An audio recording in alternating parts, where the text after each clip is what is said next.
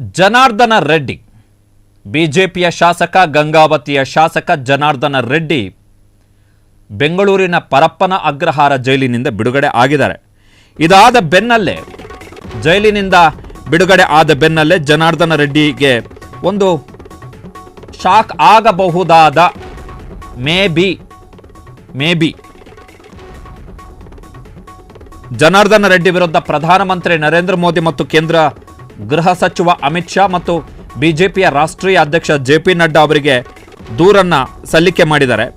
ಸಂವಿಧಾನದ ಆರ್ಟಿಕಲ್ 191 ಜನಪ್ರತಿನಿಧಿ ಕಾಯ್ದೆಗಳ ಸೆಕ್ಷನ್ನ 8ರ ಪ್ರಕಾರ ಶಾಸಕ ಅಕ್ರಮವನ್ನು ಎಸಗುವಂತಿಲ್ಲ. ಸಹಜ ಸಂಪನ್ಮೂಲಗಳ ಸ್ವರೂಪಕ್ಕೆ ಅಂದರೆ ನ್ಯಾಚುರಲ್ ರಿಸೋರ್ಸ್ ಅಂದರೆ ಗಣಿ ಅರಣ್ಯ ಸಂಪತ್ತು, ಭೂ ಸಂಪತ್ತು ಏನೆಲ್ಲ ಇದೆ ಎಲ್ಲವೂ ಅವುಗಳಿಗೆ ಧಕ್ಕೆ ಆದರೆ, ಭ್ರಷ್ಟಾಚಾರದಲ್ಲಿ ತೊಡಗಿದ್ರೆ ಶಾಸಕತ್ವ ರದ್ದು ಮಾಡಬಹುದು. ಗಣಿ ಅಕ್ರಮ ಚಟುವಟಿಕೆ ಪ್ರಜಾಪ್ರಭುತ್ವ ಹೊಣೆಗಾರಿಕೆಯ ಉಲ್ಲಂಘನೆ ಏನಿದೆ ಅದರ ವ್ಯಾಪ್ತಿಗೆ ಬರುತ್ತೆ. ಹೀಗಾಗಿ ಗಣಿ ಅಕ್ರಮ ಕೇಸ್ ಇತ್ಯರ್ಥ ಆಗುವವರೆಗೆ ರೆಡ್ಡಿಯನ್ನ ಬಿಜೆಪಿಯಿಂದ ಅಮಾನತ್ತು ಮಾಡಿ ಶಾಸಕ ಸ್ಥಾನದಿಂದ ರೆಡ್ಡಿಯನ್ನ ಅಮಾನತ್ತು ಮಾಡಿ ಅಂಥೇಳಿ ಬಳ್ಳಾರಿ ಗಣಿ ಉದ್ಯಮಿ ಟಪಾಲ್ ಗಣೇಶ್ ಮತ್ತು ಏಕಾಂಬರಂ ಇಬ್ಬರು ಕೂಡ ಬಿಜೆಪಿಯ ರಾಷ್ಟ್ರೀಯ ನಾಯಕರಿಗೆ ಪತ್ರವನ್ನು ಬರೆದಿದ್ದಾರೆ. ಪ್ರಧಾನಮಂತ್ರಿ ನರೇಂದ್ರ ಮೋದಿ, ಕೇಂದ್ರ ಗೃಹ ಸಚಿವ ಅಮಿತ್ ಶಾ ಮತ್ತು ಬಿಜೆಪಿಯ ರಾಷ್ಟ್ರೀಯ ಅಧ್ಯಕ್ಷ ಜೆ.ಪಿ. ನಡ್ಡಾ ಅವರಿಗೆ ಪತ್ರವನ್ನು ಬರೆದಿದ್ದಾರೆ. ಬಟ್ ಈ ಪತ್ರಕ್ಕೆ ಏನು ಸ್ಪಂದನೆಯನ್ನು ಕೊಡುತ್ತೆ ಎನ್ನುವಂಥದ್ದು ವೆರಿ ಇಂಪಾರ್ಟೆಂಟ್.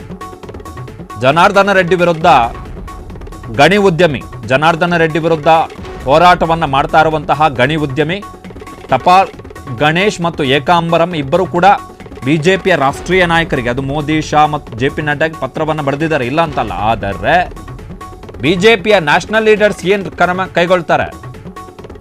ಈಗ ಜನಾರ್ದನ ರೆಡ್ಡಿ ವಿರುದ್ಧ 10ಕ್ಕೂ ಹೆಚ್ಚು ಕೇಸುಗಳಿದ್ದಾವೆ. ಈ ಕನ್ವಿಕ್ಷನ್ ಆಗಿರುವಂಥದ್ದು ಒಂದೇ ಕೇಸಲ್ಲಿ ಇನ್ನೂ ಸಾಲು ಕೇಸುಗಳಿದ್ದಾವೆ. ಎಲ್ಲ ಕೇಸುಗಳಲ್ಲಿ ಕನ್ವಿಕ್ಷನ್ ಆಗಿದ್ರೆ, ಆ ಎಲ್ಲ ಕೇಸುಗಳಲ್ಲಿ ಕನ್ವಿಕ್ಷನ್ ಆದರೆ ಜನಾರ್ದನ್ ರೆಡ್ಡಿ ಅವರು ನನ್ನ ಪ್ರಕಾರ ಅವರ ಜೀವಮಾನ ಇಡೀ ಜೈಲಿನಲ್ಲೇ ಕಳೀಬೇಕಾಗತ್ತೆ. ಎಲ್ಲವೂ ಅಂಥ ಕೇಸುಗಳೆಲ್ಲ ಗಣಿ ಕೇಸುಗಳೇ ಇರುವಂಥದ್ದು. ಗಣಿ ಅಕ್ರಮದ ಕೇಸು, ಈಗ ಫಾರ್ ಎಕ್ಸಾಂಪಲ್ OMC, ಅದಾದಮೇಲೆ ಬೇಲೆಕೇರಿ, ಆ CBI ಜಡ್ಜಿಗೆ ಲಂಚ ಕೊಟ್ಟಂಥ ಕೇಸು. CBI ಜಡ್ಜನ್ನು ಪರ್ಚೇಸ್ ಮಾಡೋಕ್ಕೆ ಟ್ರೈ ಮಾಡಿದ್ರು ಇಬ್ಬರು ಅಣ್ಣ ತಮ್ಮಂದರು, ಜನಾರ್ದನ್ ರೆಡ್ಡಿ ಮತ್ತು ಸೋಮಶೇಖರ್ ರೆಡ್ಡಿ. ಅದು ಕೇಸಿದೆ. ಇಂಥ ಹಲವು ಕೇಸುಗಳಿದ್ದಾವೆ. ಒಂದು ಕೇಸಲ್ಲ, ಒಂದು ಕೇಸಲ್ಲಿ ಕನ್ವಿಕ್ಷನ್ ಆಗಿದೆ. ಈಗ ಇದು ಯಾವಾಗ 2011ರಲ್ಲಿ ಶುರುವಾದಂತಹ ಕೇಸು, ಈಗ 2025 14 ವರ್ಷ, ಈಗ ಒಂದು ಕೇಸಿನ ತೀರ್ಪು ಬಂದಿದೆ. ಇನ್ನೂ ಉಳಿದ ಕೇಸುಗಳಿದ್ದಾವೆ. ಆ ಕೇಸುಗಳು ಮುಗಿಯುವವರೆಗೆ ಅಂತ ಹೇಳಿದ್ದಾರೆ ಟಪಾಲ್ ಗಣೇಶ್ ಅವರು ಪ್ರಧಾನಮಂತ್ರಿಗಳಿಗೆ ಬರೆದಂಥ ಪತ್ರದಲ್ಲಿ. ಆ ಕೇಸುಗಳು ಮುಗಿಯುವವರೆಗೆ ಅಂಥೇಳಿ.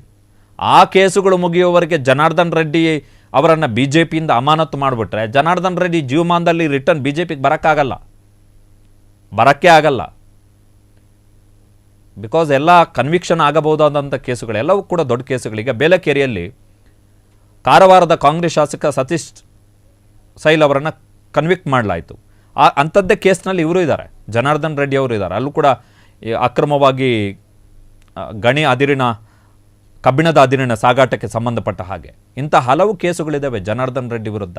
ಆ ಕೇಸ್ ಮುಗಿಯುವವರೆಗೆ, ಹೀಗಾಗಿ ಗಣಿ ಅಕ್ರಮ ಕೇಸುಗಳು ಇತ್ಯರ್ಥ ಆಗುವವರೆಗೆ, ಇತ್ಯರ್ಥ ಅಂದರೆ CBI ಕೋರ್ಟ್ ತೀರ್ಪು ಕೊಡಬೇಕು. ಆ ತೀರ್ಪು ಬರುವವರೆಗೆ ಇವರನ್ನು ಬಿಜೆಪಿಯಿಂದ ಸಸ್ಪೆಂಡ್ ಮಾಡಿ ಅಂಥೇಳಿ ಅವ್ರು ಹೇಳೋದು ಕರೆಕ್ಟು. ಈಗ ನ್ಯಾಚುರಲ್ ರಿಸೋರ್ಸು, ಗಣಿ ಸಂಪತ್ತು, ಅರಣ್ಯ ಸಂಪತ್ತು, ಜಲ ಸಂಪತ್ತು, ಗಣಿ, ಅದು ಕೂಡ ಐರನ್ ಓರ್ ಏನಿದೆ ಅದು ಕೂಡ ನ್ಯಾಚುರಲ್ ರಿಸೋರ್ಸ್ ಆಗಿರೋದ್ರಿಂದ ಅವುಗಳಿಗೆ ಧಕ್ಕೆ ತರುವಂಥದ್ದು ಕೂಡ ಹೊಣೆಗಾರಿಕೆಯ ಉಲ್ಲಂಘನೆ. ಆ್ಯಸ್ ಎ ಪೀಪಲ್ ರೆಪ್ರೆಸೆಂಟೇಟಿವ್ ಆಗಿ, ಜನಪ್ರತಿನಿಧಿಯಾಗಿ ಮಾಡಬಾರದ ಕೆಲಸವನ್ನು ಜನಾರ್ದನ್ ರೆಡ್ಡಿ ಮಾಡಿದ್ದಾರೆ ಎನ್ನುವಂಥದ್ದು. ಸೆಕ್ಷನ್ 8ರ ಪ್ರಕಾರ ಅಕ್ರಮ ಮಾಡುವಂತಿಲ್ಲ.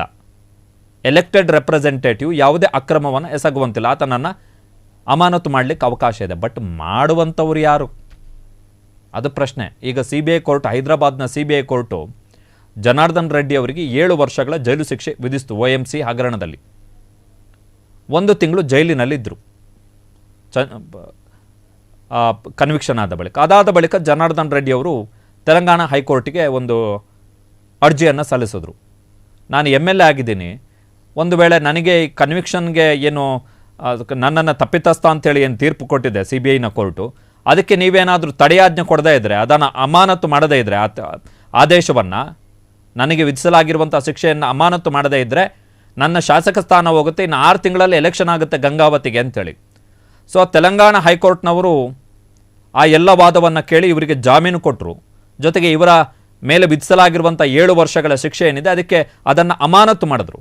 ಆ ಅಮಾನತಿಗೆ ತೆಲಂಗಾಣ ಹೈಕೋರ್ಟ್ ಕೊಟ್ಟಂಥ ಕಾರಣ ಏನು ಅಂತ ಹೇಳಿದ್ರೆ 2011ರಿಂದ 2015ರವರೆಗೆ ಜನಾರ್ದನ ರೆಡ್ಡಿ 3 ವರ್ಷ 4 ತಿಂಗಳು ಜೈಲಿನಲ್ಲಿದ್ದರು ವಿಚಾರಣೆಯ ಹಂತದಲ್ಲಿ.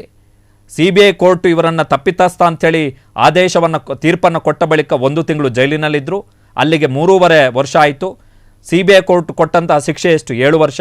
7 ವರ್ಷದಲ್ಲಿ 50% ಅಂದರೆ 3.5 ವರ್ಷ, ಅರ್ಧದಷ್ಟು ಶಿಕ್ಷೆಯನ್ನು ಜೈಲಿನಲ್ಲಿ ಜನಾರ್ದನ ರೆಡ್ಡಿ ಇದ್ದರು. ಹೀಗಾಗಿ ಜನಾರ್ದನ ರೆಡ್ಡಿ ಅವರಿಗೆ ಜಾಮೀನು ಕೊಡ್ಬೋದು.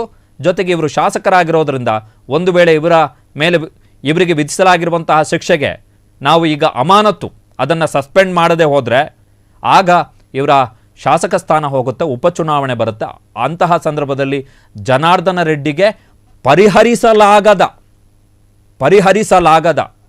ಆ್ಯಸ್ ಎ MLA ಒಬ್ಬ ಶಾಸಕನಾಗಿ ಪರಿಹರಿಸಲಾಗದ ನಷ್ಟ ಆಗುತ್ತೆ. ಕಾರಣ ಉಪಚುನಾವಣೆ ಆದರೆ ಎಲೆಕ್ಷನ್ಗೆ ನಿಂತ್ಕೊಳ್ಳೋಂಗಿಲ್ಲ ಜನಾರ್ದನ್ ರೆಡ್ಡಿ ಇಫ್ ಸ್ಟೇ ಕೊಡದೆ ಹೋದರೆ ಹೈಕೋರ್ಟ್. ಸೊ ಹೈಕೋರ್ಟ್ನವರು ಸ್ಟೇ ಕೊಟ್ಟರು. ಸೊ ಈಗ ಟಪಾಲ್ ಗಣೇಶ್ ಅವರು ಪತ್ರವನ್ನು ಬರೆದಿದ್ದಾರೆ, ಬಟ್ ಡಿಸಿಷನ್ ತಗೊಳ್ಳಲ್ಲ. ಈಗ ಫಾರ್ ಎಕ್ಸಾಂಪಲ್ ಶಿವರಾಮ್ ಹೆಬ್ಬಾರ್ ಅವರನ್ನು ಅಮಾನತು ಮಾಡಿದ್ರು, ಉಚ್ಚಾಟನೆ ಮಾಡಿದ್ರು, ST ಸೋಮಶೇಖರ್ ಅವರನ್ನು ಉಚ್ಚಾಟನೆ ಮಾಡಿದ್ರು, ಯತ್ನಾಳ್ ಅವರನ್ನು ಉಚ್ಚಾಟನೆ ಮಾಡಿದ್ರು. ಆ ಥರ ನಿರ್ಧಾರಗಳನ್ನು ತೆಗೆದುಕೊಳ್ತಾರೆ. ಫಸ್ಟ್ ಆಫ್ ಆಲ್ 2023ರಲ್ಲಿ ಗಂಗಾವತಿಯಲ್ಲಿ ಅವರೇ ಒಂದು ಸ್ವಂತ ಪಕ್ಷ ಕಟ್ಕೊಂಡು ಹೈದರಾಬಾದ್ ಕರ್ನಾಟಕ ಭಾಗದಲ್ಲಿ ನಿಂತು ಗೆದ್ದಿದ್ದು ಒಬ್ಬರೇ ಜನಾರ್ದನ್ ರೆಡ್ಡಿ.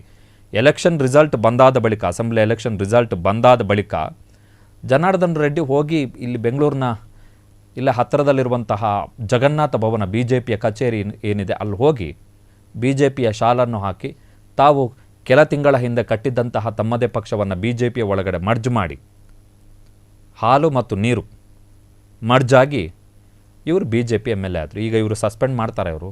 ಜೊತೆಗೆ ಸಂಡೂರಲ್ಲಿ ನಡೆದಂತಹ ಎಲೆಕ್ಷನ್ ಉಪಚುನಾವಣೆ ಏನಿದೆ ಆ ಸಂದರ್ಭದಲ್ಲಿ ಅದರ ಸಂಪೂರ್ಣ ಉಸ್ತುವಾರಿಯನ್ನು BJP ಜನಾರ್ದನ್ ರೆಡ್ಡಿ ಅವರಿಗೆ ಕೊಟ್ಟಿತ್ತು. ಸೊ ಈ ಒಂದು ಟಪಾಲ್ ಗಣೇಶ್ ಈ ಪತ್ರವನ್ನು ಬರೆದ್ರು. ಮೋದಿಯವರು ನಾ ಖಾನೆ ದೂಂಗ ಮೋದಿಯವರು ಇಂಥ ಆ್ಯಕ್ಷನ್ನೆಲ್ಲ ತಗೊಳ್ಳುವಂಥ ಸಾಧ್ಯತೆಗಳು ತುಂಬ ಕಮ್ಮಿ. ನಿರೀಕ್ಷೆ ಮಾಡುವಂಥದ್ದು ತಪ್ಪು. ಕಾರಣ ಏನು ಅಂತ ಹೇಳಿದ್ರೆ ನಿರಾಸೆ ಆಗ್ಬಿಡುತ್ತೆ, ಆಮೇಲೆ ನಿರೀಕ್ಷೆಗಳು ಫಲಿಸದೆ ಹೋದರೆ ಅಂತೇಳಿ. ಕ್ಷಣ ಕ್ಷಣದ ಸುದ್ದಿಗಳಿಗಾಗಿ ಫ್ರೀಡಮ್ ಟಿವಿ ಸಬ್ಸ್ಕ್ರೈಬ್ ಮಾಡಿ, ಲೈಕ್ ಮಾಡಿ ಹಾಗೂ ಫಾಲೋ ಮಾಡಿ. ಹೊಸ ಸುದ್ದಿಗಳ ನೋಟಿಫಿಕೇಶನ್ಗಾಗಿ ಬೆಲ್ ಐಕಾನ್ ಮೇಲೆ ಕ್ಲಿಕ್ ಮಾಡಿ.